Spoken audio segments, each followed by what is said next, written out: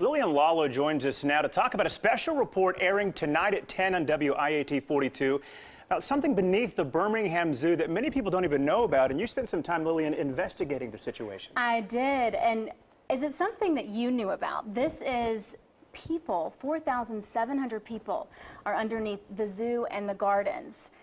Did you know that? I've heard rumblings of it, but I'm sure most people aren't aware of this. Exactly, and that's exactly how I was. I grew up here in Birmingham, so I always heard this rumor, or at least I thought it was a rumor. But we investigated and we found out, this is a fascinating part of Birmingham's history. It isn't hidden by any means. People talk about it. I spoke to the zoo and the gardens, and they're fully aware of their history. So, we've heard the story before, but what my story will do, we're taking it a step further. I'm asking questions. How does the zoo and gardens deal with this? What happens when they want to do a construction project?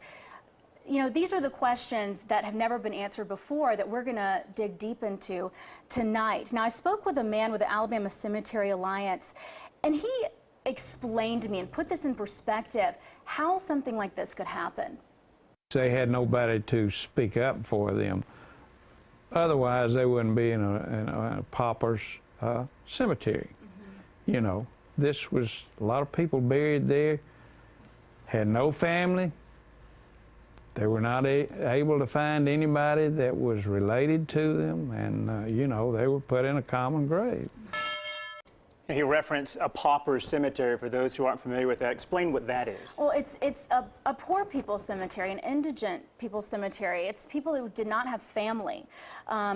They were buried there because they had nowhere else to go. And it's a situation, again, as you found out, that a lot of people not only didn't realize it, but definitely didn't know the backstory as to why there are bodies buried at the Birmingham Zoo. Exactly. And, it's something that urban explorers have talked about. If you Google this online, you hear people, saying, oh, I've heard if you ride the train, you can see some graves. But there is an area at the zoo that is marked off with some graves. There's actually one marked grave at the zoo, the Annie grave, and so that's something we'll go into tonight as well. All right, fascinating story for sure. Make sure you tune in tonight, WIAT 42 News at 10 for this special report, Graves Under the Zoo, as Lillian Lalo brings you the story again tonight on WIAT 42 News at 10.